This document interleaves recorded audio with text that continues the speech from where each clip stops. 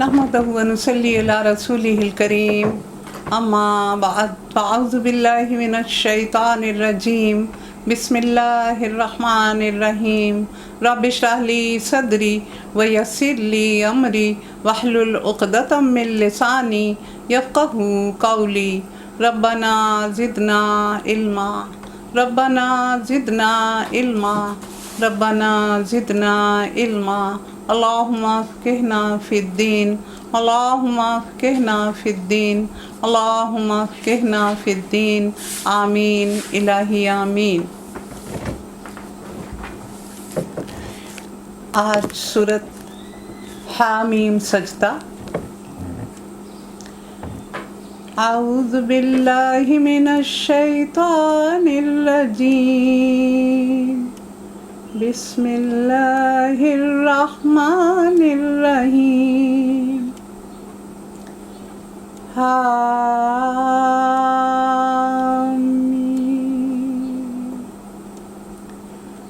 تنزیل من الرحمن الرحیم کتاب فصلت آیاتہ قرآنا عربیا لقوم یعلمون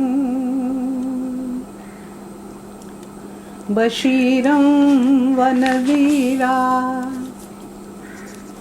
فأعرض أكثرهم فهم لا يسمعون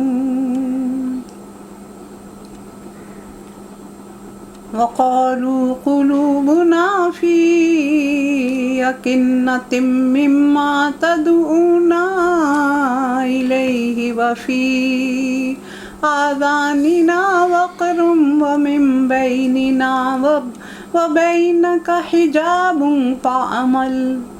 فاعمل إننا عاملون قل إنما أنا بشر مثلكم يوحى إلي أنما إلهكم إله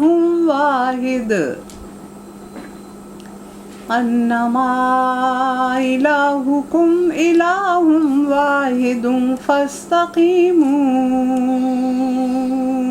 إليه واستغفروه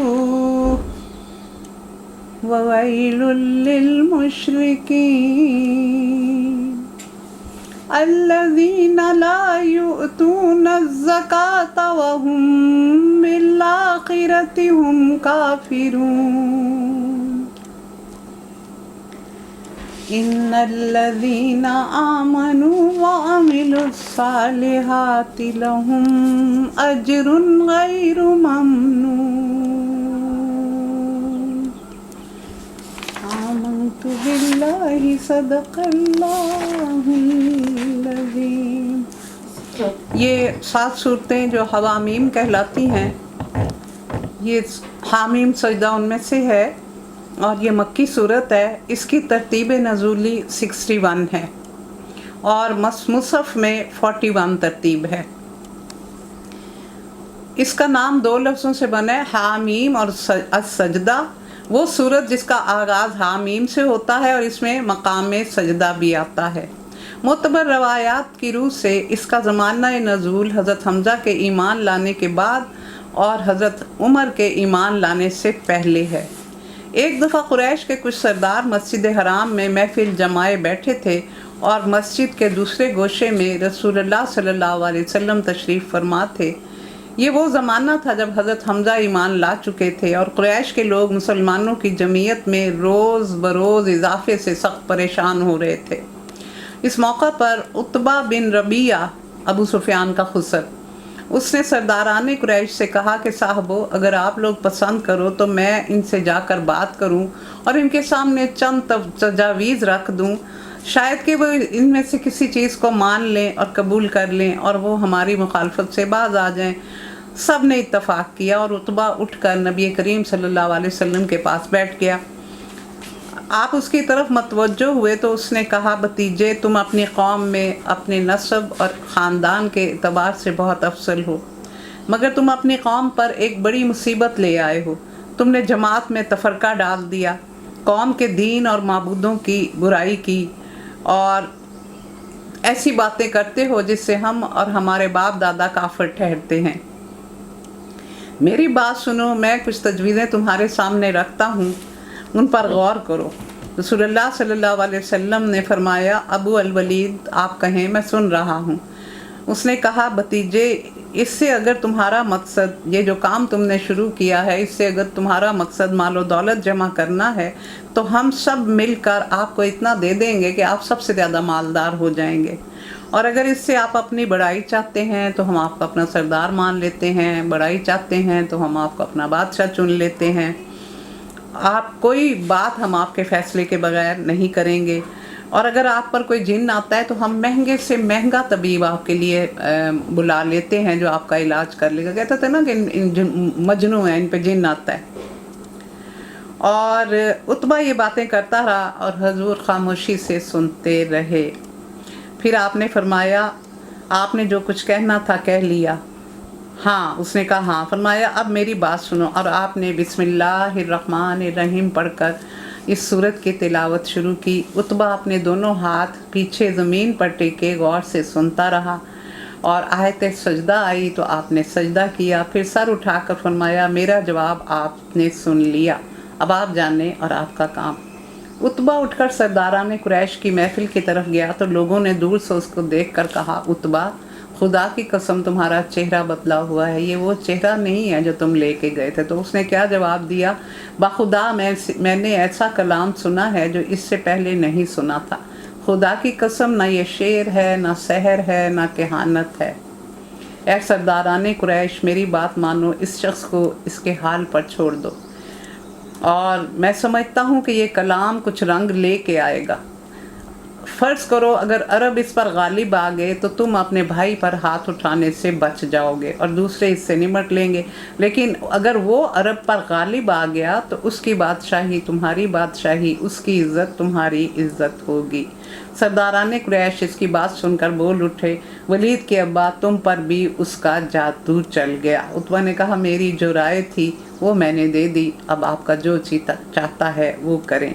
इसे इब्ने हशाम ने बयान किया। सूरत हामीम सजदा की 54 आयात हैं और इसके 6 रकू हैं। हामीम हरूफ मुतात, सूरतों के कुरानी नाम, आयात मुतशाबिहात। ये खुदाए रहीम और रहमान की तरफ से नाज़िल करदा चीज़ है, एक ऐसी किताब है जो खोल कर बयान की गई है। अरबी ज़ुबान का कुरान उन लोगों के लिए जो इल्म रखते हैं, बशारत देने वाला और डराने वाला।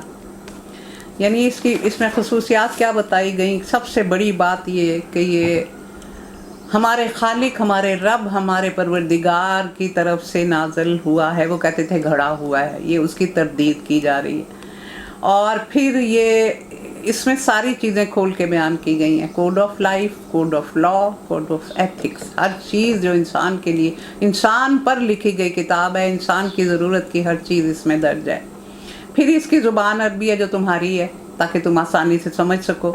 और उन लोगों के लिए ये जो इल्म रखते हैं, यानी जो सीखना चाहते हैं, ज़ालिकल किताबु ला रैब फ़ीहि हुदल लिल मुत्तक़ीन, जो मुत्तकीन है उनको हदायत देगी ये किताब। पढ़ेंगे बहुत से, इसका मतलब ये नहीं है पहली आयत का सूरत अल बकरा की कि इससे हदायत जो है वो, यानी इसको पढ़ेंगे कम लोग, इसको बहुत लोग पढ़ेंगे, लेकिन सिर्फ हदायत उनको मिलेगी जो तालिबे हक बन के आएगा, जो तालिबे हकीकत बन के आएगा, जो उसको समझना चाहेगा, जिसके अंदर ईमान होगा, नूर होगा, रोशनी होगी, जो इसकी तलब में आएगा, जो इसकी चाहत में आएगा। और फिर बशारत देने वाला और डराने वाला, कि इसमें बहुत सी खुशखबरियाँ हैं हमारे लिए। बार बार वो इसमें जन्नत का जिक्र आता है कि जो जब हम उसके बारे में पढ़ते हैं तो हमें लगता है कि हम वो बड़ी यानी जिन्नों परियों की कहानियाँ पढ़ रहे हैं। जब जन्नत का जिक्र आता है और उसकी वुसअत का जिक्र आता है और उसकी नेमतों का जिक्र आता है तो हमें लगता ही नहीं कि ये कोई ऐसी चीज़ है जो वाकई हमें दी जाएगी। यानी हम अजीब सी कैफियत में मुब्तला हो जाते हैं। हमारा ईमान बिल्कुल इस पे है, ये मेरा कहने का मतलब ये नहीं है, लेकिन हम अजीब सी कैफियत में चले जाते हैं कि अच्छा ऐसा होगा, ऐसी अजीम शान होगी वो।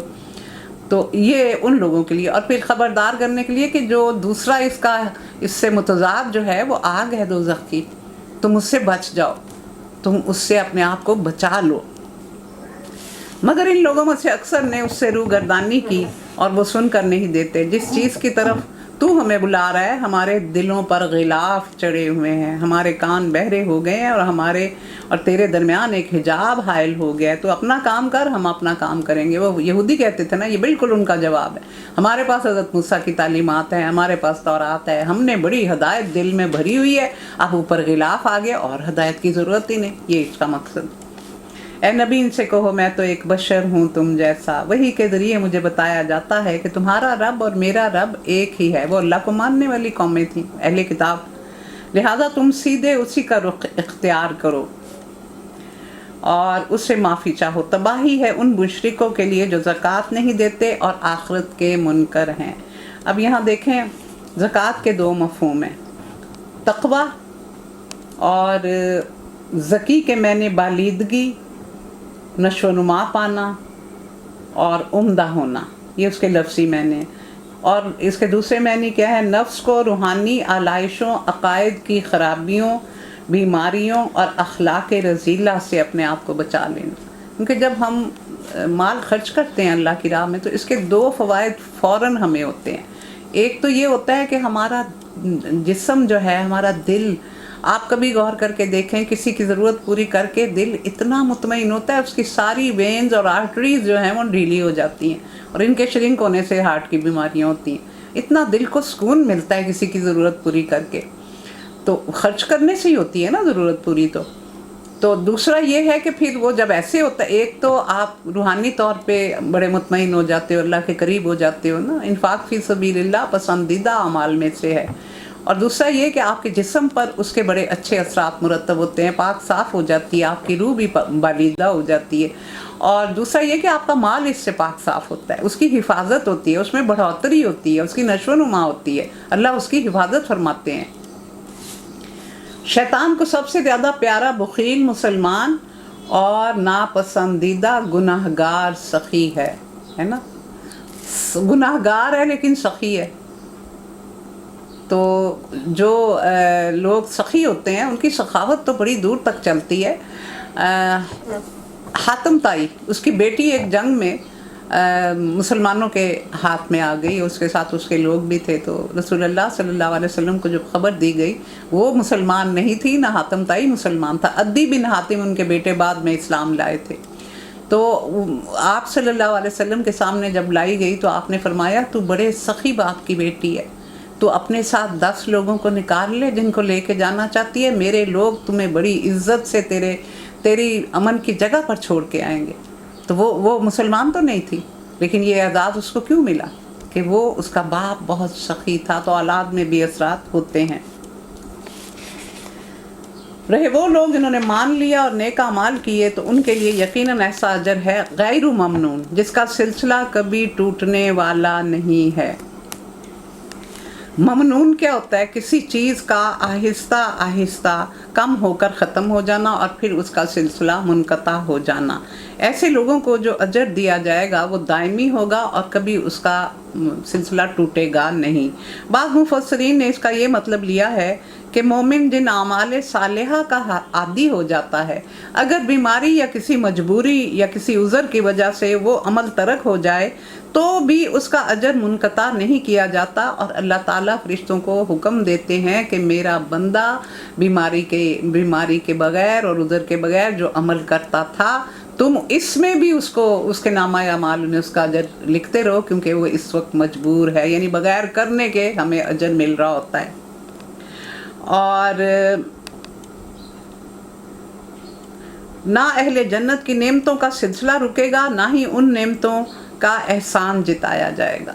मन एहसान से भी है ना, मन रूट है ना इसकी, तो यानी उनका सिलसिला भी नेमतों का कभी ख़त्म नहीं होगा। और अल्लाह ताला ने क्या फरमाया कि तुम्हारे अमाल बड़े अच्छे थे, खाक अच्छे थे हमारे अमाल, हमारे कौन से अमल अच्छे होते हैं, टूटे फूटे अमल करते हैं हम। वो कहता है नहीं, तुम्हें जन्नत, जब जन्नती शुक्रिया अदा करेंगे तो वो कहेगा कि नहीं, तुम्हें तो तुम्हारे अमाल की बिना पे दी गई है। तो ये हम जानते हैं कि हमें जन्नत सिर्फ अल्लाह के फजल से मिलेगी। ए नबी, इनसे कहो क्या तुम उस अल्लाह से कुफर करते हो और दूसरों को उसका हमसर ठहराते हो? जिसने ज़मीन को 2 दिनों में बनाया वही तो सारे जहान वालों का रब है। उसने ज़मीन को वजूद में लाने के बाद ऊपर से पहाड़ जमा दिए और उसमें बरकतें रख दी और उसके अंदर सब मांगने वालों के लिए हर एक की तलब और हाजत के मुताबिक सामान रख दिया। ये सब काम 4 दिन में हो गए। हज़रत हाफिज़ इब्न कसीर ने हज़रत इब्न अब्बास से एक इस आयत की तफसीर में ये रवायत नकल की है कि यहूद मदीना रसूलुल्लाह सल्लल्लाहु अलैहि वसल्लम की खिदमत में हाजिर हुए और आसमान और ज़मीन की तख्लीक के बारे में सवाल किया। आपने फरमाया, अल्लाह ने ज़मीन को इतवार और पीर के दिन पैदा कर दिया और फरमाया पहाड़ और मादनियात मंगल को पैदा किए, दरख्त, पानी के चश्मे, शहर, इमारतें और बिनान मैदान बुध के रोज़, और ये काम 4 दिन में हो गए। और फिर उसके बाद जुमेरात के रोज़ आसमान बनाए, जुमा के रोज़ चाँद, सितारे, फरिश्ते बनाए। जुमे के दिन में 3 सात बाकी, यानी 3 सातें बाकी थी, तो उसमें आफात मसाइब बनाई, यानी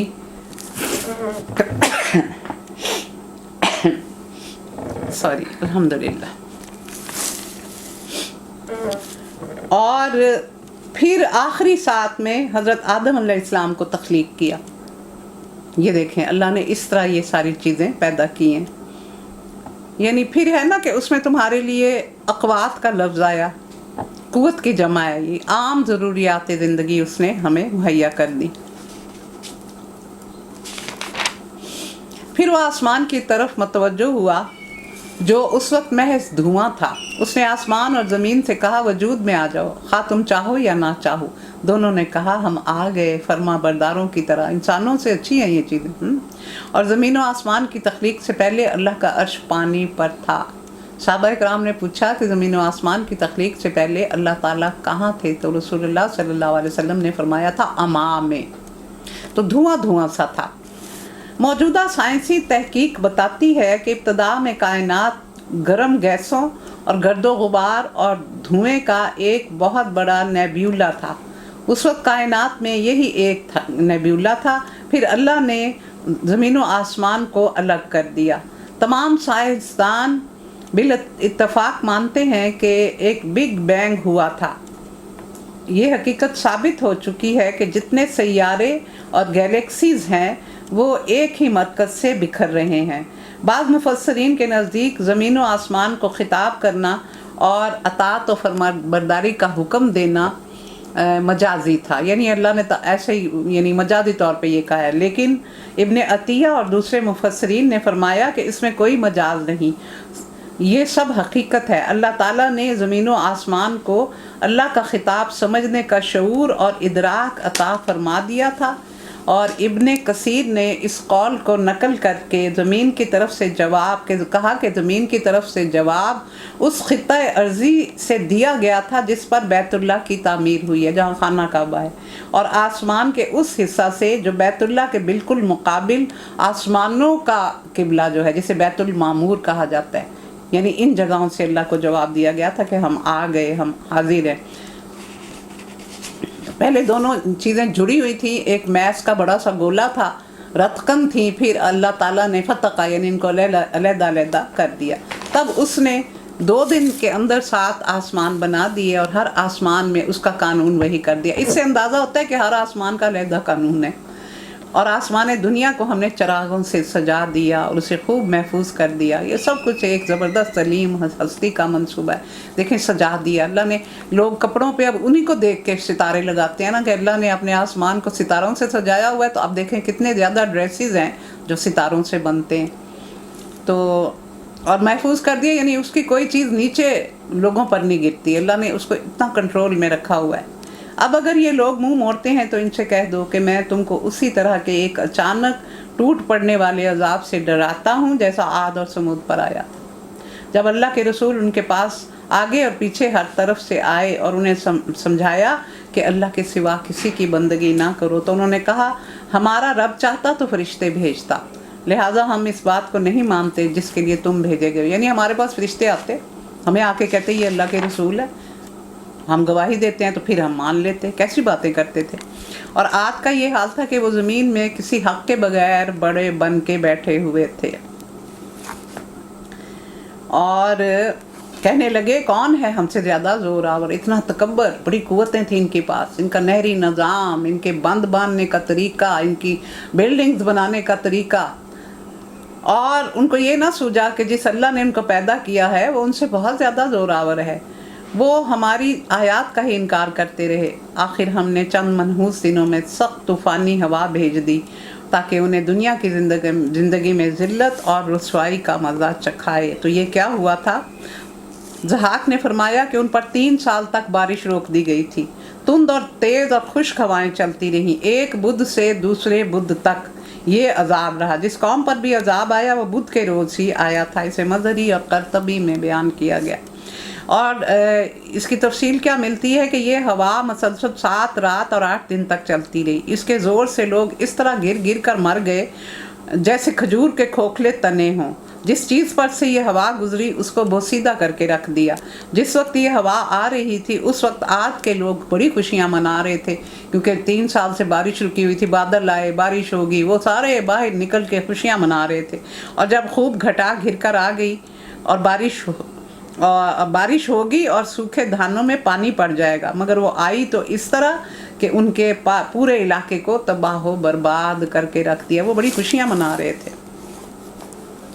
हज़रत जाबिर बिन अब्दुल्ला फरमाते हैं कि जब अल्लाह ताला किसी कौम की भलाई चाहते हैं तो उन पर बारिश बरसाते हैं और तुंद और तेज़ हवाओं को रोक देते हैं, और जब किसी कौम को मुसीबत में मुब्तला करना चाहते हैं तो बारिश रोक दी जाती है और तुंद और तेज़ हवाओं को चलने का हुक्म दिया जाता है। यानी ये अल्लाह का अजाब होता है। रहे समूद तो उनके सामने हमने राह रास्त पेश की, मगर उन्होंने रास्ता देखने के बजाय अंधा बन रहना पसंद कर लिया। आखिर उनके करतूतों की बदौलत ज़िल्लत का अजाब उन पर आन कर रहा और हमने उन लोगों को बचा लिया जो ईमान लाए थे और गुमराही और बदअमली से परहेज़ करते थे। ये पहाड़ों में घर तराशते थे। इन्होंने हज़रत सालेह की दावत को ठुकरा दिया। फिर इन पर ज़लज़ला आया, फिर कड़क का अज़ाब आया, फिर इनके जिगर फट गए और ये औंधे मुँह अपने अंजाम को पहुँचे और वहाँ पड़े हुए थे। हज़रत सालेह पर ईमान लाने वाले अज़ाब से बच गए थे और वो आपके साथ फ़लस्तीन की तरफ हिजरत कर गए थे। और ज़रा उस वक्त का ख्याल करो जब अल्लाह के ये दुश्मन दोज़ख की तरफ जाने के लिए घेर कर लाए जाएंगे। उनके अगलों को पिछलों के आने तक रोक रखा जाएगा। क्या मतलब कि मैंने बताया था ना कि ये बाइफरकेशन इस तरह होगी कि हज़रत आदम से लेके क़यामत तक के लोगों ने जो गुनाह किया होगा उनको अलहदा छांट दिया जाएगा।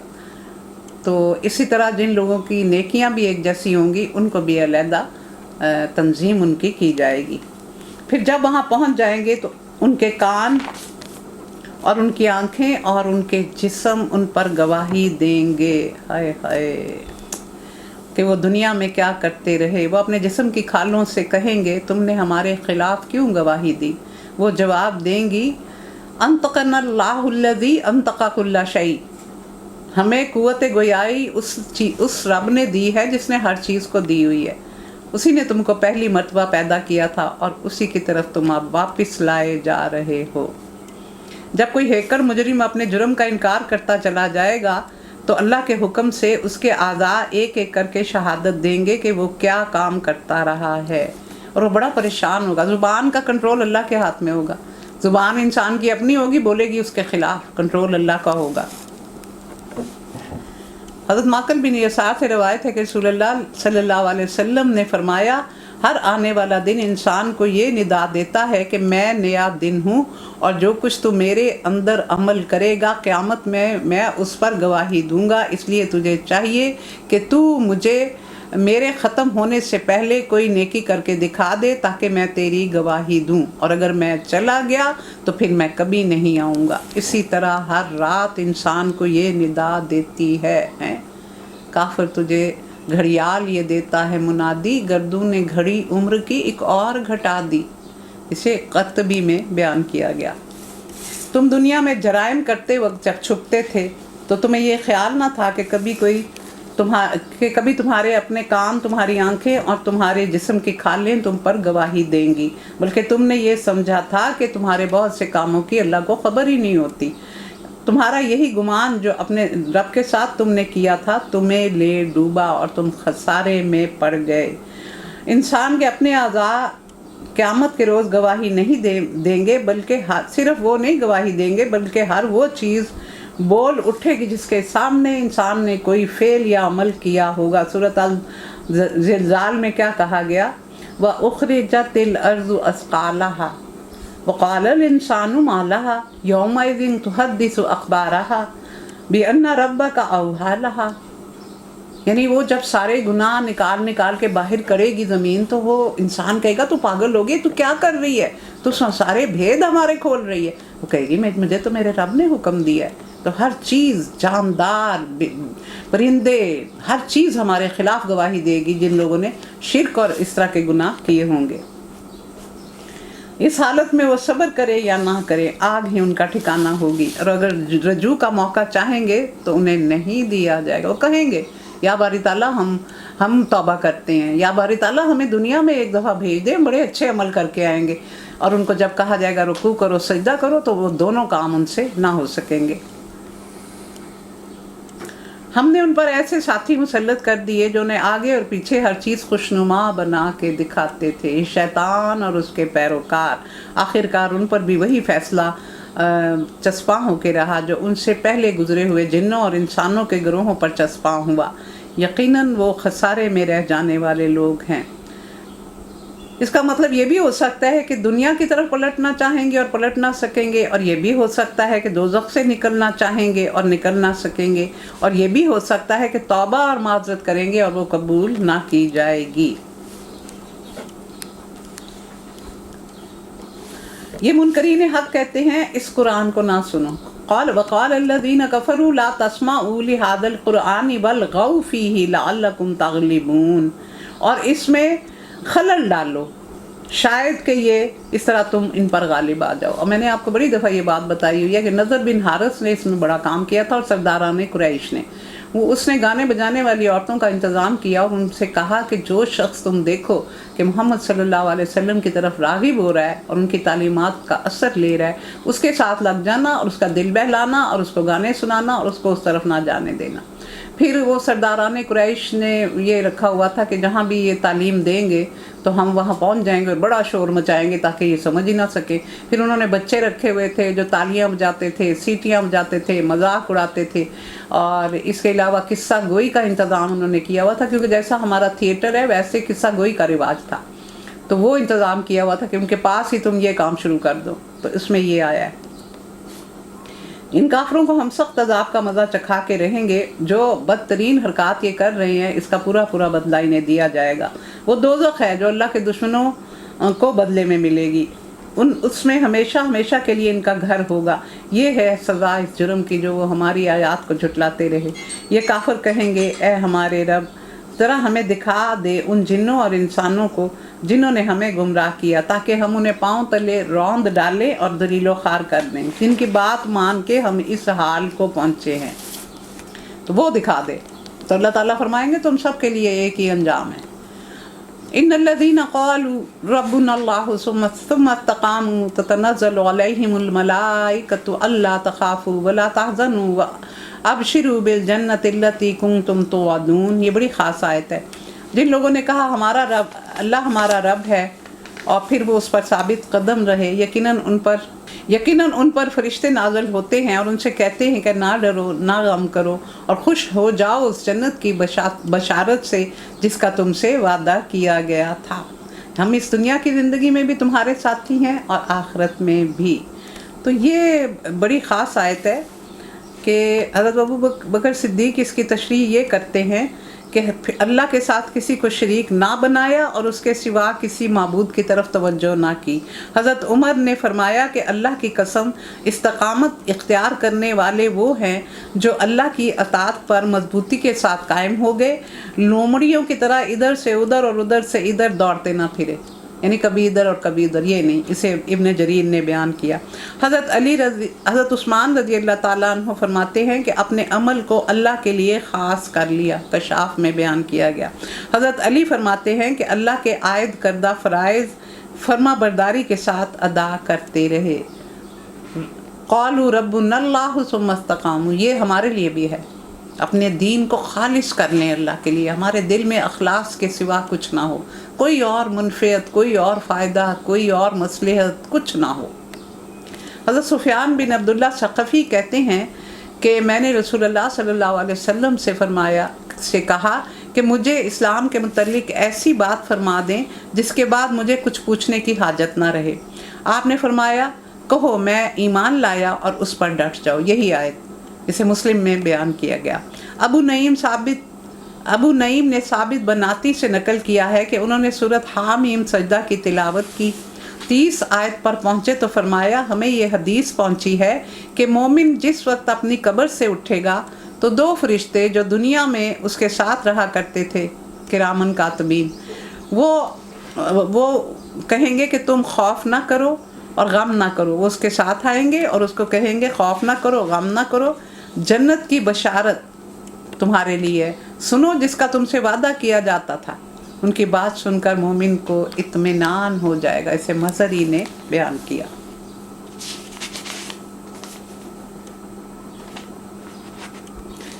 اب یہ ولی کہ ہم تمہارے دوست ہیں، مددگار ہیں، اور ان کے دل میں احساس رہے اور وہ مطمئن ہو جائیں کہ وہ بے یار و مددگار نہیں ہیں، بلکہ اللہ کے فرشتے ان کے ساتھ ہیں۔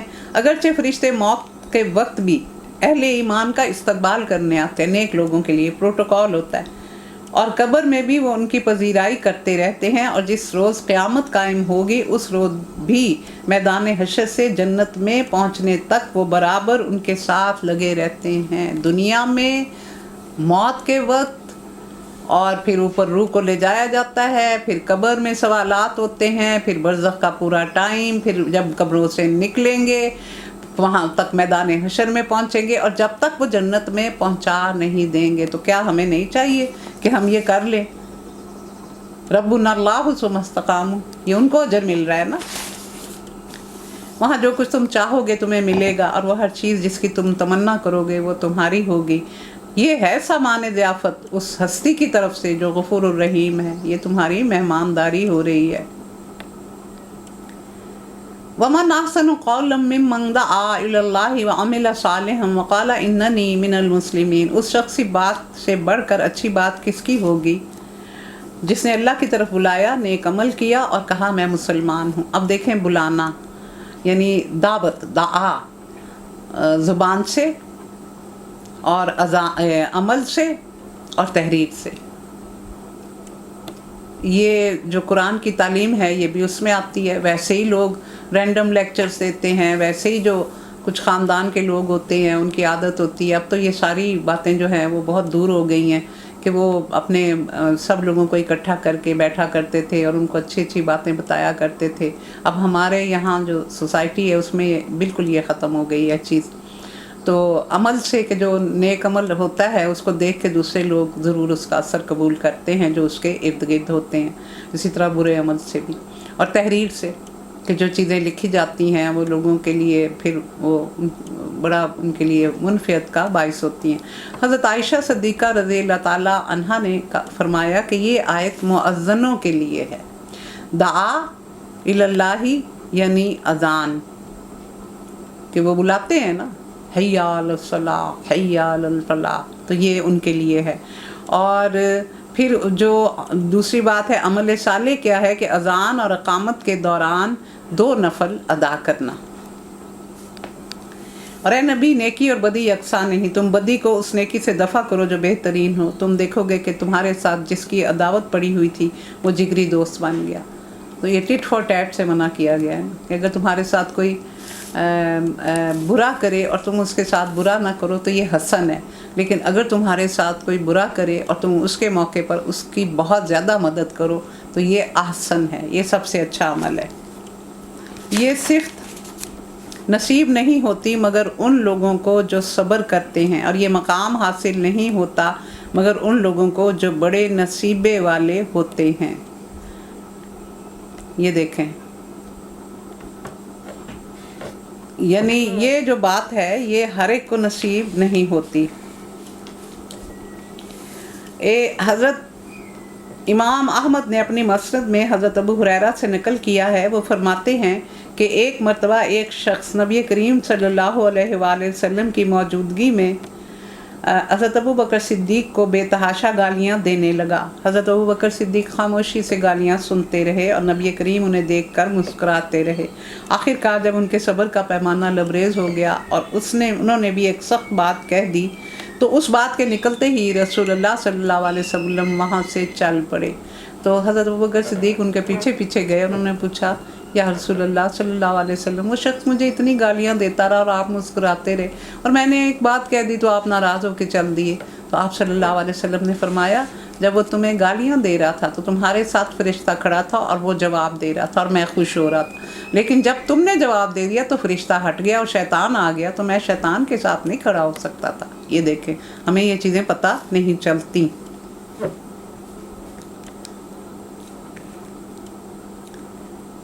حضرت ابو ہریرہ نے روایت کیا ہے کہ رسول اللہ صلی اللہ علیہ وسلم نے فرمایا درگزر سے اللہ بندے کی عزت بڑھاتا ہے، جو اللہ کے لیے تواضع اختیار کرے اللہ اسے بلندی عطا فرماتا ہے۔ اسے مسلم میں بیان کیا گیا، درگزر اور تواضع، اکڑ نہیں، تکبر نہیں۔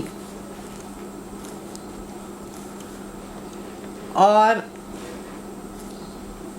اگر تم شیطان کی طرف سے کوئی اکساہٹ محسوس کرو تو اللہ کی پناہ مانگ لیا کرو۔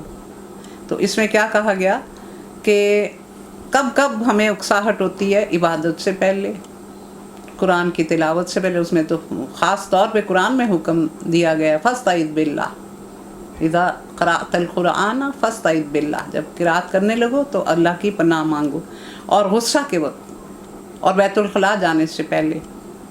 اور ایک سورۃ المومنون میں 98 جو آیت آئی ہوئی ہے بہت ہی خوبصورت ہے، ربی اعوذ بک من ہمزات الشیاطین وَأَعُوذُ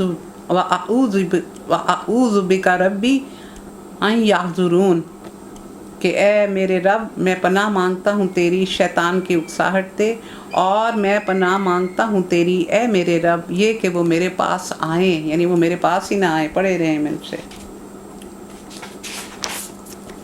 وہ سب کچھ سنتا اور جانتا ہے۔ اللہ کی نشانیوں میں سے ہیں یہ رات اور دن، سورج اور چاند۔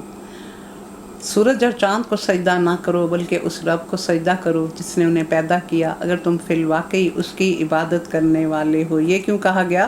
کیونکہ وہ لوگ سورج کی، چاند کی، ستاروں کی، ان سب چیزوں کی پرستش کرتے تھے۔ لیکن اگر یہ لوگ غرور میں آ کر اپنی بات پر اڑے رہیں تو پرواہ نہیں، جو فرشتے تیرے رب کے مقرب ہیں وہ شب و روز اس کی تسبیح کر رہے ہیں اور کبھی نہیں تھکتے۔ یہ آیت سجدہ ہے۔ حضرت حسن بصری فرماتے ہیں کہ اگر بنی آدم کے تمام عمل نیک ہوتے تو اس بات کا تکبر انہیں ہلاک کر دیتا۔ اللہ کی نشانیوں میں سے ایک یہ ہے کہ تم دیکھتے ہو زمین سونی پڑی ہوئی ہے، پھر جو ہی کہ ہم نے اس پر پانی برسایا یکایک وہ بھپک اٹھتی ہے اور پھول جاتی ہے۔ یقیناً جو اللہ اس مری ہوئی زمین کو زندہ کرتا ہے وہ مردوں کو بھی زندگی بخشنے والا ہے۔ یقیناً وہ ہر چیز پر قدرت رکھتا ہے، کیونکہ وہ حیات بعد الممات کا انکار کرتے تھے۔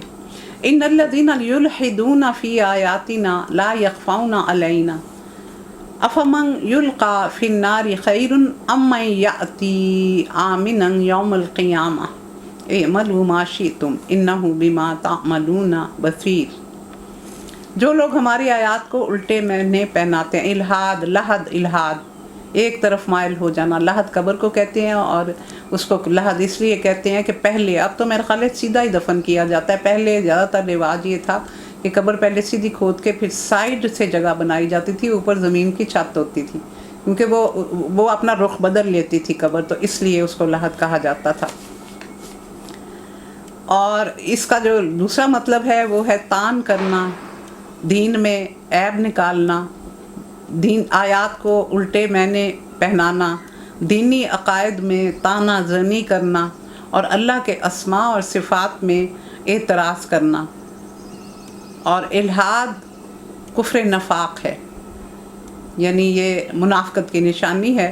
زندیق اور ملحد ہم معنی لفظ ہیں.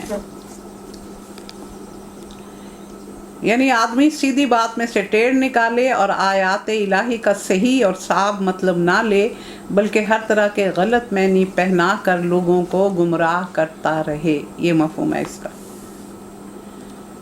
خود ہی سوچ لو، وہ شخص بہتر ہے جو آنکھ میں جھونکا جانے والا ہے، جو قیامت کے روز امن کی حالت میں حاضر ہوگا. کرتے رہو جو کچھ تم چاہتے ہو، اللہ تمہاری ساری حرکتوں کو دیکھ رہا ہے. یہ وہ لوگ ہیں جن کے سامنے کلام نصیحت آیا تو انہوں نے ماننے سے انکار کر دیا، مگر حقیقت یہ ہے کہ یہ ایک زبردست کتاب ہے. باطل نہ سامنے سے اس پر آ سکتا ہے نہ پیچھے سے. یہ ایک حکیم اور حمید کی نازل کردہ چیز ہے. یہ باطل اس کو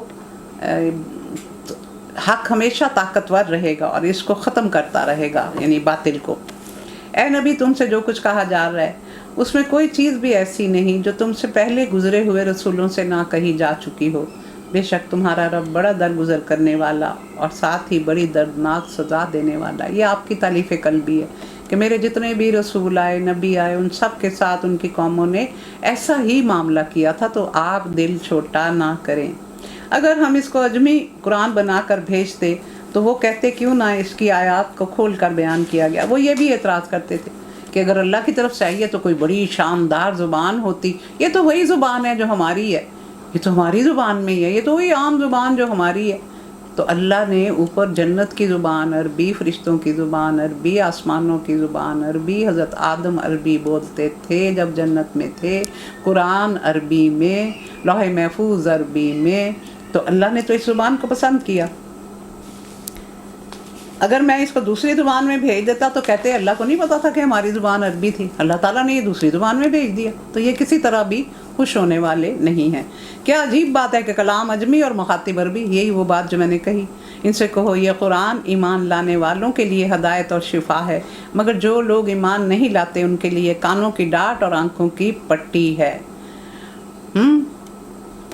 لہم قلوب لا یفقہون بہا، لہم آذان لا یسمعون بہا، لہم اعین لا یبصرون بہا. تو ان کے آنکھوں پر پٹی پڑ چکی ہے.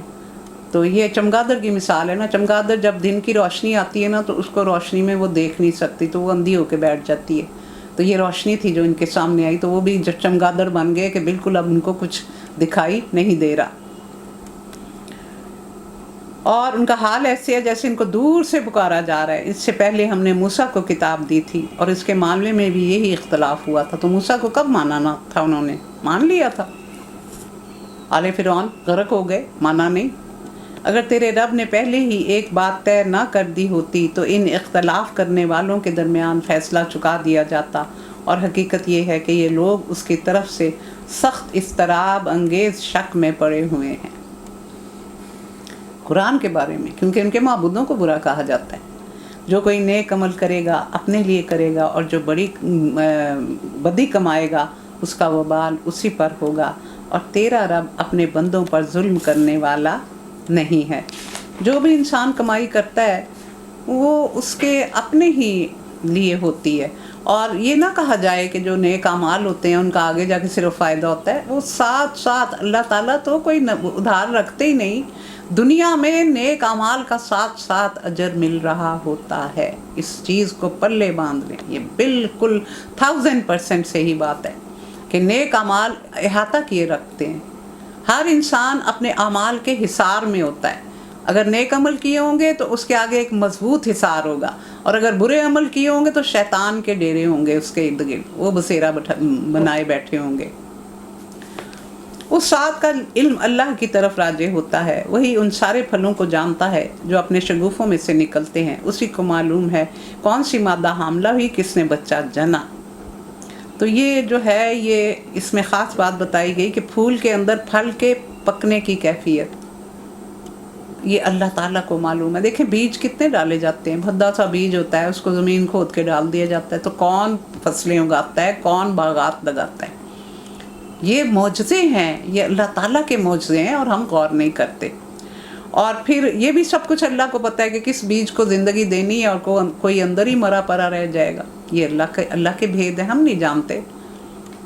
اور پھر رحم مادر میں جنین پر جو مرحلے پیش آتے ہیں وہ اللہ کے علم میں، اندر کیا کیا تبدیلیاں آتی ہیں. ایک نطفہ سے بنا، نطفہ سے ابتدا ہوئی حقیر بوند سے، اور پھر اتنا خوبصورت احسن تقویم انسان کا بچہ دنیا کی سب سے خوبصورت چیز ہے، پھر وہ وجود میں آ جاتا ہے اور تم سوچتے نہیں ہو.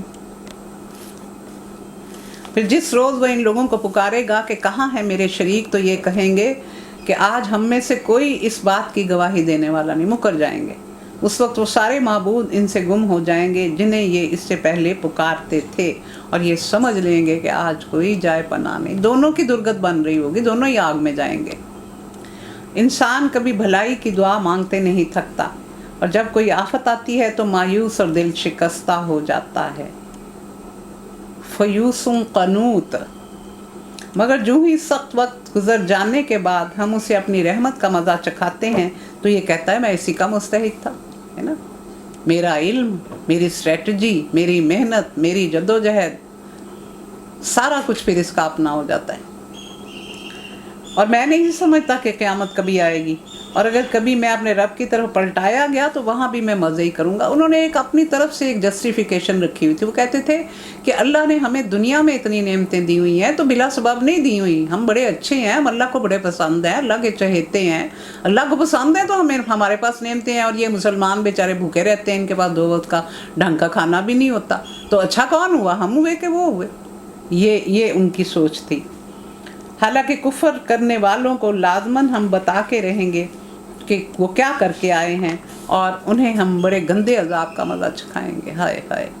انسان کو جب ہم نعمت دیتے ہیں تو وہ منہ پھیرتا ہے اور اکڑ جاتا ہے اور عبادت کو توہین سمجھتا ہے، اور جب اسے کوئی آفت چھو جاتی ہے تو پھر لمبی چوڑی دعائیں مانگنی شروع کر دیتا ہے. یہ ہمارے حال بھی ہے نا، کہ وہ آیت کریمہ کے ورد ہو رہے ہیں اور قرآن خوانیاں ہو رہی ہیں اور بہت تسبیحاں پڑھی جا رہی ہیں، اور جب اللہ تعالیٰ اس مشکل سے نکال دیتے ہیں، اور اللہ تعالیٰ 99% ہمیں نکالتے ہیں.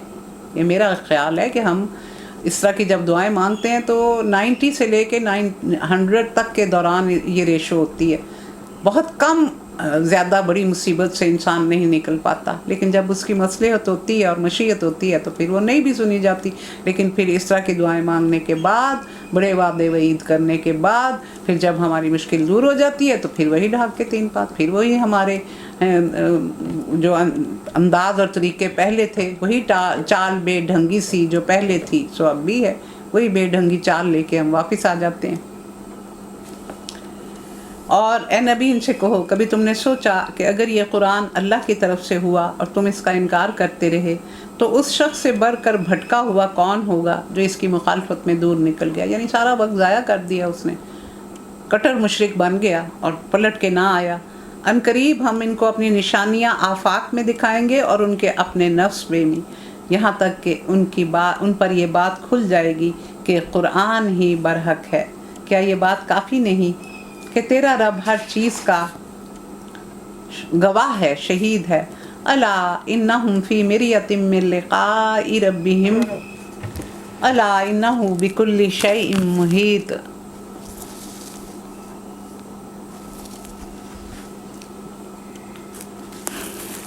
آگاہ رہو، یہ لوگ اپنے رب کی ملاقات میں شک رکھتے ہیں. سن رکھو، وہ ہر چیز پر محیط ہے، ہر چیز اس کے قبضہ قدرت میں ہے. یہ اس کی گرفت سے بچ کر کہیں نہیں جا سکتے، اور اس کے ریکارڈ سے ان کی کوئی حرکت چھوٹ نہیں سکتی. یہ کرامن کاتبین جو ہیں یہ سب کچھ لکھ رہے ہیں. حضرت وہب بن منبہ فرماتے ہیں جس شخص نے دنیا کی طرف نکاح کا پیغام بھیجا تو وہ اپنے مہر میں اس کا پورا دین مانگے گی اور اس سے کم پر راضی نہ ہوگی. یعنی جو دنیا کی طرف آ جاتا ہے تو دین پھر اس سے چھوٹ جاتا ہے. یہ اگلی صورت عاشوراء، اس کی نزولی ترتیب 62. میں نے بتایا تھا نا حوامیم جو ہیں وہ کنزیکٹیولی نازل ہوئی ہیں، 60، 61، 62، 63، 64، اس طرح ان کی ترتیب ہے. یعنی یہ ایک ہی دور کی صورتیں ہیں. اور اس کی جو مصحف کی ترتیب ہے وہ 42 ہے، نزولی 62 ہے. یہ مکی صورت ہے اور 38 آیت وجہ تسمیہ ہے. کسی معتبر روایت سے معلوم نہیں ہوتا کہ اس کے مضمون پر غور کرنے سے صاف محسوس ہوتا ہے کہ کہ یہ حامیم سجدہ کے بعد نازل ہوئی تھی اور یہ اس کا جوڑا نظر آتی ہے۔ اللہ نے صورتیں بھی جوڑوں کی صورت میں رکھی ہوئی ہیں۔ اس کی 53 آیات ہیں اور 5 رکوع ہیں۔ بسم اللہ الرحمن الرحیم، حامیم عین سین قاف کذالک یوحی الیک وإلی الذین من قبلک اللہ العزیز الحکیم لہ ما فی السماوات وما فی الارض وهو العلی العظیم تکاد السماوات یتفطرن من فوقہن والملائکۃ یسبحون بحمد ربہم ویستغفرون لمن فی الارض الا ان اللہ هو الغفور الرحیم۔ اس کے 2 حروف مقاطعات ہیں، ہم اس کے بارے میں کچھ نہیں بول سکتے۔ کیوں نہیں ہوتا، کیوں ایک ہوتا ہے، کیوں 2 ہوتے ہیں، کیوں صرف ایک حروف تہجی ہوتا ہے، ہمارے پاس اس کا کوئی علم نہیں۔ شورا کا مطلب مشورہ کرنا ہوتا ہے۔ حامیم عین سین قاف، اسی طرح اللہ غالب اور حکیم تمہاری طرف اور تم سے پہلے گزرے ہوئے رسولوں کی طرف وحی کرتا رہا ہے۔ آسمانوں اور زمین میں جو کچھ بھی ہے اسی کا ہے اور وہ برتر اور عظیم ہے، اور قریب ہے کہ آسمان اوپر سے پھٹ پڑیں، فرشتے اپنے رب کی حمد کے ساتھ اس کی تسبیح کر رہے ہیں اور زمین والوں کے حق میں درگزر کی درخواستیں کیے جاتے ہیں۔ آگاہ رہو، حقیقت میں اللہ غفور الرحیم ہے۔ کہ آسمان پھٹ پڑے، پھٹ پڑے کا کیا مطلب کہ بحوالہ حدیث اس میں بیان ہوا ہے، اور فرشتوں کے بوجھ سے آسمان کے فرشتوں کے بوجھ سے آسمان میں ایسی آواز پیدا ہوتی ہے جیسے کسی چیز پر بھاری بوجھ رکھ دینے سے ہوتی ہے۔ اگرچہ فرشتے اجسام لطیفہ کہلاتے ہیں لیکن پھر بھی ایسا ہوتا ہے، اور آسمان میں 4 انگشت برابر جگہ ایسی نہیں جہاں فرشتے سربسجود نہ ہوں۔ تو آسمان پھٹے گا کیوں؟ ایک تو یہ وجہ بتائی گئی کہ بے حساب فرشتے ہیں، دوسرا یہ کہ یہ اتنی بڑی بات جب یہ کرتے ہیں، اللہ کے لیے بیٹے اور بیٹیاں تخلیق کرتے ہیں، تو اس وقت یہ کیفیت اوپر ہوتی ہے کہ جیسے آسمان پھٹ جائے گا۔ اور مخلوق کا نسب اللہ سے ملا دیا، اللہ کا بیٹا یا بیٹی بنا ڈالی، کسی کو حاجت روا، کسی کو فریاد رس ٹہلا دیا اور انہی سے دعائیں مانگی جانے لگیں۔ کسی بزرگ کو دنیا بھر کا کارساز سمجھ لیا اور اعلانیہ کہا جانے لگا کہ ہمارے حضرت ہر جگہ ہر شخص کی سنتے ہیں، اور کسی کو امر اور نہیں اور حلال و حرام کا مختار بنا لیا۔ یہ جسارتیں اللہ کے مقابلے میں ہو رہی ہیں تو بعید نہیں کہ آسمان پھٹ پڑے۔ اور پھر کیا آیا کہ وہ فرشتے جو ہیں وہ کانوں پہ ہاتھ رکھتے ہیں کہ یہ کیا کر رہے ہیں جو ہمارے رب کی شان میں یہ اس طرح کی باتیں کہی جا رہی ہیں، کیسی بغاوت ہے جو زمین کی مخلوق نے برپا کر رکھی ہے۔ وہ کہتے ہیں سبحان اللہ، کس کی یہ حیثیت ہو سکتی ہے کہ رب العالمین کے ساتھ الوہیت اور حکم میں کسی کو شریک کرے؟ کون اس کے سوا بندوں کے جو حقوق ہیں وہ پورے کر سکتا ہے، اور بندوں کی دعائیں سن سکتا ہے، اور بندوں کی تکلیفیں اور دکھ دور کر سکتا ہے؟ وہی رازق ہے، وہی مالک ہے، وہی خالق ہے، اور وہی ہمارا پالنے والا ہے، اور وہی ہماری دعائیں سننے والا ہے، وہی معبود ہے۔ تو یہ کیا کر رہے ہیں جو زمین پہ رہ رہے ہیں؟ یہ بڑے ہی ناخلف ہیں، یہ دیکھیں، یہ فرشتے کہہ رہے ہیں۔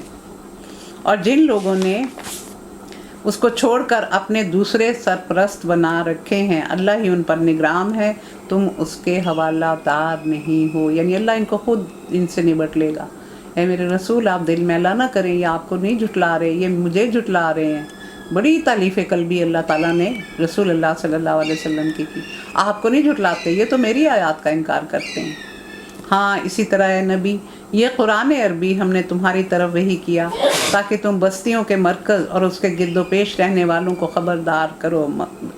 اور یہ کیا ہے کہ بستیوں کے مرکز مکہ، تو وہ کیونکہ درمیان میں ہے، بالکل اللہ نے اس جگہ کا انتخاب کیا تو اس کو مرکز کہا گیا۔ वहीं खाना काबा है और उसी के ऊपर बैतुल मामूर जो आसमानों का किबला है। तो इस बस्ती को बड़ा पसंद किया गया, अल्लाह ने इस जगह को पसंद किया, तो उसमें तुम इनके रहने वालों को ख़बरदार कर दो। कहा जाता है खाना काबा के इर्द गिर्द 300 अम्बिया मदफून हैं, और जमा होने के दिन से इनको डरा दो जिसके आने में कोई शक नहीं। एक ग्रोह को जन्नत में जाना है और दूसरे को दोज़ख में। अल्लाह ताला ने बता दिए कौन सा जाएगा, जो तुम्हारी बात मानेगा, जो कुरान के अहकामात के मुताबिक अमल करेगा, जो इस शरीयत को पकड़ेगा। अगर अल्लाह चाहता तो सबको एक उम्मत बना देता, मगर वो जिसे चाहता है अपनी रहमत में दाखिल करता है। और जालिमों का ना कोई वली है ना मददगार। तो वली कौन होता है? वली वो होता है जिसके कहने पर आदमी चले, उसकी हदायत पर अमल करे, उसके बनाए हुए कवानीन और ज़वाबित की पैरवी करे, जिसकी रहनुमाई पर आदमी एतबार करे और उससे सही रास्ता बताने वाला और गलती से बचाने वाला समझे, जिसके मुतल्लिक आदमी ये समझे कि मैं दुनिया में कुछ भी करता रहूं और मुझे उसके बुरे नताइज से, और अगर अल्लाह है और आखिरत होने वाली है तो उसके अजाब से बचा लेगा। वली जिसके मुतल्लिक आदमी ये समझे कि वो दुनिया में गैर फितरी तरीके से उसकी मदद करता है, आफात और मसाइब से उसकी हिफाजत करता है, उसे रोज़गार दिलवाता है, औलाद देता है, मुरादें पूरी करता है और हर तरह की हाजात पूरी करता है। वली ये होता है जो अल्लाह की सारी खुसूसियात, इन्होंने इसे छोड़कर दूसरे वली बना लिए। वली तो अल्लाह ही है, वही मुर्दों को ज़िंदा करता है और वह हर चीज़ पर कुदरत रखता है। तुम्हारे दरमियान जिस मामले में इख्तलाफ हुआ उसका फ़ैसला करना अल्लाह का काम है। वही अल्लाह, ज़ालिकुमुल्लाहु रब्बी व अलैहि तवक्कलतु व इलैहि उनीब। वही अल्लाह मेरा रब भी है और उस पर मैंने भरोसा तवक्कल किया और उसी की तरफ मैंने पलट के जाना है। और आसमानों और ज़मीन का बनाने वाला, जिसने तुम्हारी अपनी जिन्स से तुम्हारे लिए जोड़े पैदा किए और इसी तरह जानवरों में भी उनके हम जिन्स जोड़े पैदा किए। कुरान में जो एक खुतबा है ना, खिताब है ना, ये खुतबे की सूरत में है और ये खिताब करने वाली हस्तियाँ बदलती हैं, मुतकल्लम बदलता है। कभी अल्लाह ताला खुद करते हैं, कभी रसूलों के ज़रिए करा रहे होते हैं, कभी फरिश्तों के ज़रिए, कभी मोमिनीन के ज़रिए। इसी तरीके से वो तुम्हारी नस्लें फैलाता है। कायनात की कोई चीज़ उसके मुशाबा नहीं, वो सब कुछ देखने वाला और सुनने वाला है। आसमानों और ज़मीन के ख़जानों की कुंजियाँ उसके हाथ में हैं। वो और जिसे चाहता है खुला रिस्क देता है और जिसको चाहता है नपा तुला देता है। अब यहाँ आया ना कि जब उसका फ़ैसला करना अल्लाह का काम है, वही मेरा वली है, वही उस पर मैंने भरोसा किया। तो इसमें जो कुरान में हमें हदायत मिलती हैं कि अगर कोई मसला हो तो ये सूरत निसा की 59 आयत में फ़इन तनाज़ातुम फ़ी शैइन फ़रुद्दूहु इलल्लाहि वर रसूली। अगर तुम्हारा तनाज़ा हो जाए किसी मामले में तो उसे अल्लाह की तरफ पलटाओ, यानी कुरान से रहनुमाई हासिल करो, और अगर इसमें ना मिले तो फिर हदीस से, शरीयत से रहनुमाई, रसूल से रहनुमाई हासिल करो। और उसके बाद भी अगर दोनों चीज़ों से ना मिले तो फिर क़यास और इजमा, तीसरी और चौथी हालत भी है। और इजमा होता है कि सारे उलमा मुत्तफ़िक़ा तौर पर फ़ैसला कर लें, और क़यास होता है कि एक हुक्म कुरान में दिया गया हो, मैं आप तफसीर नहीं बता सकती, एक हुक्म दिया गया हो और उसको ले के उससे मिलते जुलते मामलात में फ़ैसला करना। तो तुम्हें ये बताया गया है, यानी शरई क्या है, गैर शरई क्या है, हलाल क्या है, हराम क्या है, माशरत, तमद्दन, सियासत, मईशत में कौन से रवैये सही हैं और कौन से खिलाफ इस्लाम हैं। जिसको चाहता है खुला रिस्क देता है और जिसको चाहता है नपातुल्ला देता है।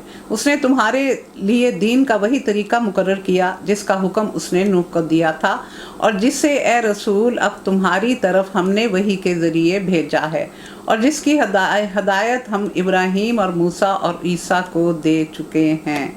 अब देखें यहाँ सबसे पहले हज़रत नूह का जिक्र आया कि वो सबसे पहले थे, उससे पहले शिरक नहीं था और रसूल अल्लाह आखिरी हैं, फिर उनका जिक्र आ गया। हज़रत इब्राहीम जिन्हें अहले अरब अपना पेशवा मानते थे, फिर हज़रत मूसा और ईसा का जिक्र किया गया जिसकी तरफ यहूदी और ईसाई अपने मज़हब को मंसूब करते हैं। इन्हीं 5 अम्बिया को उस दीन की हदायत की गई थी, बल्कि असल मकसद ये बताना है कि दुनिया में जितने भी अम्बिया आए वो सब एक ही दीन लेके आए थे। इस ताकीद के साथ कि कायम करो इस दीन को और इसमें मुतफर्रक ना हो जाओ। इसमें शरआ का लफ्ज़ आया है, तो शरआ के लुग़वी मैंने वाज़े रास्ता मुतय्यन करना। शरीयत से मुराद वो अहकामात होते हैं जो ज़माने की ज़रूरतों और अहवाल के मुताबिक बदलते रहते हैं। हज़रत आदम के दौर में बहन भाइयों का निकाह था, लेकिन जो जुड़वा बेटी और बेटा पैदा होते थे उनका नहीं हो सकता था। और हज़रत याकूब के ज़माने में 2 बहनों को निकाह में इकट्ठा रखा जा सकता था और सजदा ताज़ीमी जायज़ था, जबकि हमारी शरीयत में वो नहीं।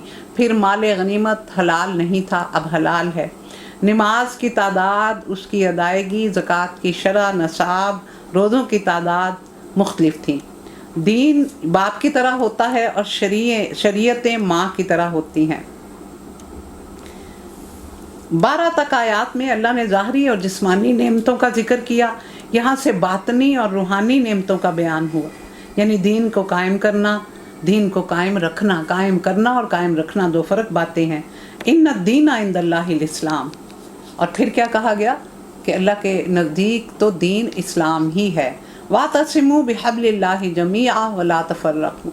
अल्लाह की रस्सी को, अल्लाह के दीन को मजबूती से थाम लो और उसमें तफर्रका ना करना, यानी भांत भांत की बातें ना निकालना। लेकिन क्या है, आज कितने फ़िरके बन चुके हैं, सब एक दूसरे को बुरा भला कहते हैं। कुरान में तो किसी फ़िरके का पता नहीं चलता ये किसने बनाए हैं। यही बात इन मुशरिकीन को सख्त नागवार हुई, जिसकी तरफ ए मोहम्मद सल्लल्लाहु अलैहि वसल्लम तुम उन्हें दावत दे रहे हो। अल्लाह जिसे चाहता है अपना कर लेता है और वो अपनी तरफ आने का रास्ता उसी को दिखाता है जो उसकी तरफ रजू करता है। अल्लाह करता है, लेकिन जो जद्दोजहद करे। तो इसका क्या मतलब हुआ कि हदायत के 2 तरीके हैं।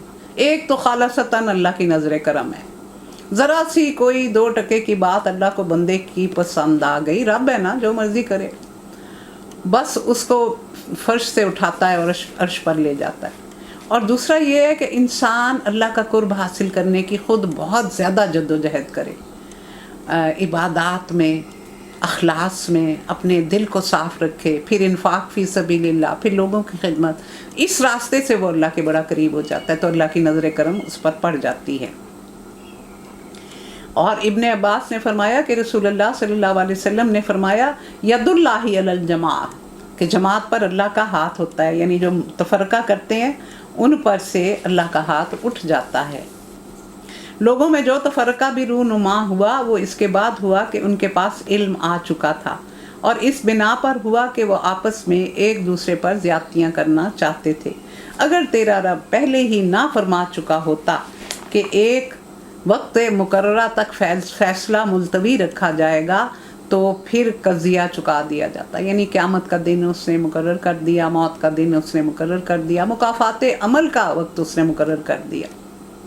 और हकीकत ये है कि अगलों के बाद जो लोग किताब के वारिस बनाए गए वो उसकी तरफ से बड़े इस्तराब अंगेज़ शक में पड़े हुए हैं। चूँकि ये हालत पैदा हो चुकी है, इसलिए रसूल अब तुम उसी दीन की तरफ दावत दो जिस तरफ तुम्हें हुक्म दिया गया। अब वो कहते थे ना हमारे पास है, हमारे पास तौरात है, हमारे पास इंजील है, तो हमें तो नहीं चाहिए, ये आप जो कर रहे हो करते रहो, तो हमें ना डिस्टर्ब करो, हम अपने तरीके से अपनी ज़िंदगी गुजारेंगे। और इस पर मजबूती के साथ कायम हो जाओ और इन लोगों की ख्वाहिशात का इत्तबा ना करो और इनसे कह दो कि अल्लाह ने जो किताब भी नाज़िल की है मैं उस पर ईमान लाया और मुझे हुक्म दिया गया है कि मैं तुम्हारे दरमियान इंसाफ करूं। देखें इसमें 6-7 बातें कही गई हैं। सबसे पहले दीन की दावत दो, और आज हम कहते हैं it's none of your business. कोई बच्चा, कोई बहन, कोई भाई किसी को किसी गलत चीज़ से रोके तो कहते हैं तुम्हें क्या पड़े, तुझे पढ़ाई क्या पड़ी है, तू अपनी न बैठ। तो ये नहीं है इस्लाम का शार। हमें तो लोगों को तरीके से रोकने का और समझाने का कहा गया। सबसे पहले के दीन की तरफ बुलाओ और फिर उस पर डट जाओ। साबित कदमी, सब्र, इस्तकामत। और फिर इनकी बातें ना सुनो। वो कहते थे ना, एक साल हम आपके रब की पूजा कर लेते हैं, एक साल आप हमारे माबूदों की पूजा कर लो, तो ये बातें नहीं मानी जाएंगी। और उनसे कह दो साफ साफ कि मेरे ऊपर वही नाज़िल होती है और मैं इस पर ईमान रखता हूँ, और मुझे तुम्हारे दरमियान अदल करने का हुक्म दिया गया है। फिर उनसे साफ वहदानियत का कहो कि मेरा और तुम्हारा रब एक ही है, ला इलाहा इल्लल्लाह, ला मकसूदा इल्लल्लाह, ला मतलूबा इल्लल्लाह, और मेरे लिए मेरे अमल और तुम्हारे लिए तुम्हारे अमाल। ये आखिरी बात होती है, और इसका मतलब ये होता है कि अब तुम्हारे दरमियान कोई चीज़ बाकी नहीं रही, अब तुम पर अजाब ही आएगा, और हमारे और तुम्हारे दरमियान अब कोई झगड़ा नहीं है। अल्लाह एक रोज़ हम सबको जमा करेगा और उसी की तरफ हम सबको पलट के जाना है। वल्लज़ीना युहाज्जूना फ़िल्लाहि मिन बादि मस्तुजीबा लहु हुज्जतुहुम ज़ाहिदतुन इंदा रब्बिहिम व अलैहिम ग़ज़बुन व लहुम अज़ाबुन शदीद। दाहिज़तुन एक लफ्ज़ है, इसका मतलब है फिसलना, कमज़ोर होना। हक़ के मुकाबले में हर हुज्जत दाहिज़ा है, बातिल जो है वो कमज़ोर है। और अल्लाह सबको जमा करेगा और इसी की तरफ तुमको जाना है। अल्लाह की दावत पर लब्बैक कहे जाने के बाद जो लोग अल्लाह के दीन के मामले में झगड़ा करते हैं, उनकी हुज्जतबाजी उनके रब के नज़दीक बातिल है और उन पर उसका गज़ब है और उनके लिए सख्त अज़ाब है।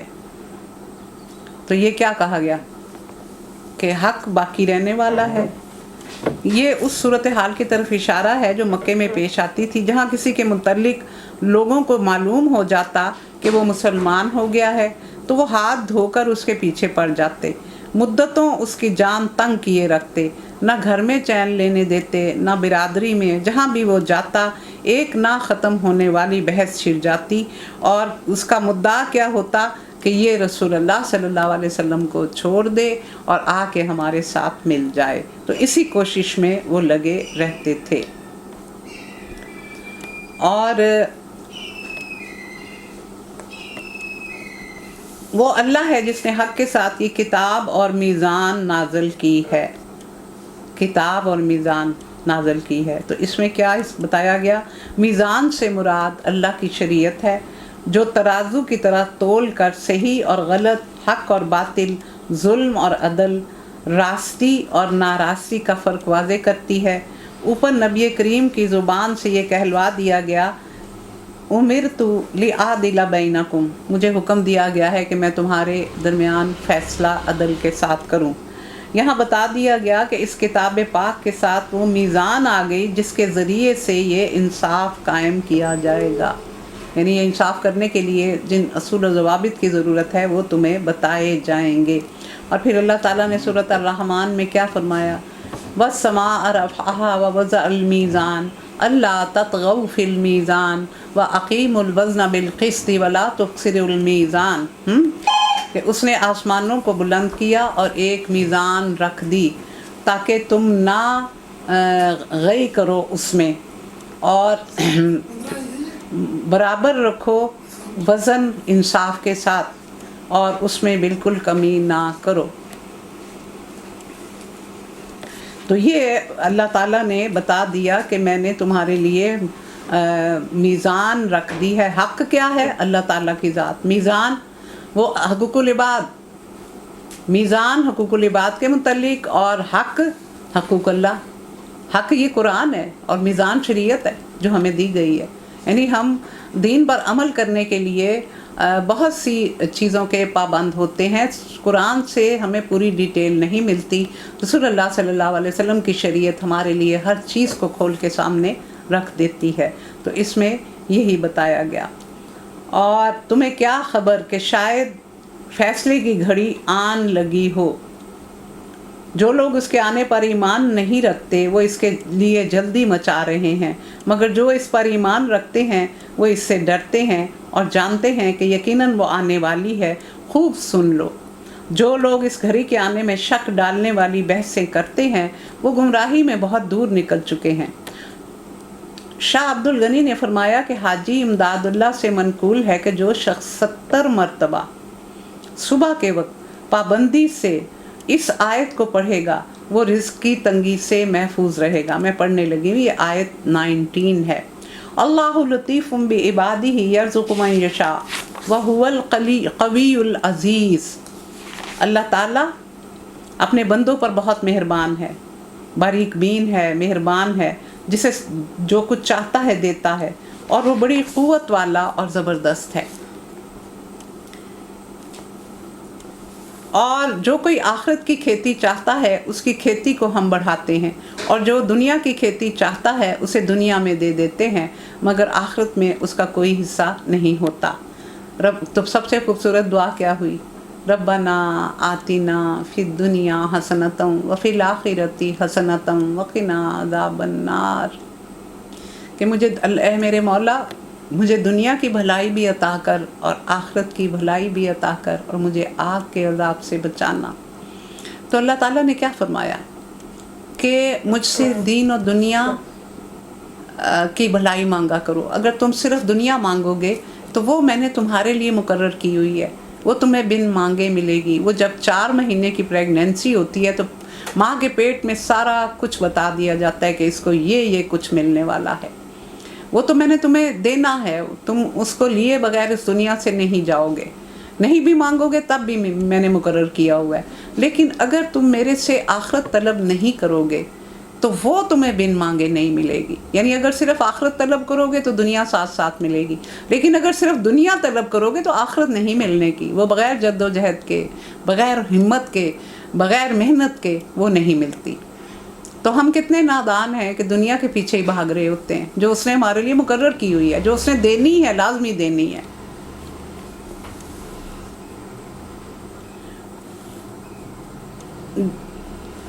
क्या इन लोगों ने ऐसे शरीक बना रखे हैं जिन्होंने उनके लिए दीन की नौइयत रखने वाला एक ऐसा तरीका मुकर्रर कर दिया जिसका अल्लाह ने इज़्ज़त नहीं दिया। यानी 360 बुत कहाँ से लाए हैं? कुरान में कहाँ है कि मेरे अलावा ये तुम मेरे रसूल जो हैं उनको मेरे बेटे बना लेना, या जो मेरे फरिश्ते हैं उनको मेरी बेटियां बना लेना, कि मैं तो दूर हूँ ना तो तुम उनको पास से ही अपनी हाजात उनसे पूरी करा लेना। ये कहाँ है? ये जो 360 तुमने रखे हुए हैं इसकी दलील कहाँ है? कोई आफाकी, कोई नकली, कोई अकली, कोई अनफुसी दलील शिर्क की नहीं है। इंसान का वजूद इस तरह बना हुआ है कि वो अल्लाह का दर तलाश करता है, और जब वो उसके आगे अपना माथा ज़मीन पे लगाता है तो उसको इतना सुकून मिलता है कि जो दुनिया के किसी और काम में उसको नहीं मिलता। इससे बड़ा सबूत हमें वहदानियत का और क्या चाहिए कि हमारे लिए सुकून ही उसमें है, इबादत में, कुरान में, और फिर लोगों की खिदमत करने में, क्योंकि वो दे रहा है, ये उसकी सिफ़त है। लोगों की हाजात पूरी करना खुदाई वस्फ़ है। जब इंसान किसी की ज़रूरत पूरी थोड़ी बहुत करता है तो वो फिर उस वस्फ़ के अंदर आ जाता है कि मेरे बंदे भी वो कुछ कर रहे हैं जो मैंने इनको सिखाया है। तो ये इस तरह कहा गया। अगर फैसले की बात पहले से तय ना हो चुकी होती तो इनका कज़िया चुका दिया जाता। यकीनन इन जालिमों के लिए दर्दनाक अज़ाब है। तुम देखोगे कि ये जालिम उस वक्त अपने किए के अंजाम से डर रहे होंगे और वो उन पर आन के रहेगा। बखिलाफ़ इसके जो लोग ईमान लाए और जिन्होंने नेक अमल किए वो जन्नत के बागों में होंगे, वो जो कुछ चाहेंगे वहाँ पाएंगे। ये नहीं कि मांगेंगे, दिल में ख्वाहिश होगी और वो पूरी होकर सामने आ जाएगी। ये बड़ा फजल है। ये है वो चीज़ जिसकी खुशखबरी अल्लाह अपने उन बंदों को देता है जिन्होंने मान लिया, नेक अमल किए। ए नबी, इनसे कह दो मैं इस काम पर तुमसे कोई अजर तलब नहीं करता, अलबत्ता कराबत की मोहब्बत चाहता हूँ। जो कोई भलाई कमाएगा हम उसके लिए भलाई में खूबी का इजाफ़ा कर देंगे। तो कराबत की बेशक अल्लाह दरगुजर करने वाला और कदरदान है। तो कराबत की मोहब्बत चाहता हूँ कि इसमें यह कि मैं तुम्हारा करीबी रिश्तेदार हूँ। अहले कुरैश में से थे ना, आपके चचा ही थे ना जो इतनी ज़्यादा जुल्म कर रहे थे, तो उसका लिहाज कर लो। दूसरा ये है कि मैं तुमसे कोई अजर नहीं चाहता कि तुम अपने अंदर अल्लाह के कुर्ब की चाहत पैदा करो, यानी तुम ठीक हो जाओ, बस यही मेरा अजर है। तीसरा ये कि अगर अकारब के मैनी में ये हैं, रिश्तेदारों के हैं, तो इसका मतलब ये है कि मैं तुमसे इस काम पर कोई अजर इसके सिवा नहीं चाहता कि तुम मेरे अकारब से मोहब्बत करो, मेरे अहले बैत से मोहब्बत करो। تو 3 यहाँ इसके मफ़हूम बताए गए और इसमें हज़रत अली, हज़रत फ़ातिमा और उनकी औलाद भी आती है। तो ये इस तरह इसको बयान किया गया। तो हम जो भलाई कमाएगा तो उसके लिए भलाई में इजाफा कर देंगे, यानी अगर बुराई कोई करेगा तो उसको सज़ा उतनी मिलेगी जितने उसने बुराई की होगी, लेकिन जो नेकी करेगा तो मैं उसको बढ़ा चढ़ा के बदले दूंगा, क्योंकि मैं तो बड़ा कदरदान हूँ, मैं तो बड़ा कदरदान हूँ, दरगुजर करने वाला हूँ। तो आज हमने 23 आयत तक किया है सूरत अश-शूरा की। इंशाल्लाह हम बाकी कल करेंगे। सुब्हानकल्लाहुम्मा व बिहम्दिका नशहदु अन ला इलाहा इल्ला अंता नस्तगफिरुका व नतूबु इलैक। आमीन इलाही आमीन। रब्बना तक़ब्बल मिन्ना इन्नका अंतस समीउल अलीम व तुब अलैना इन्नका अंतत तव्वाबुर रहीम। आमीन इलाही आमीन।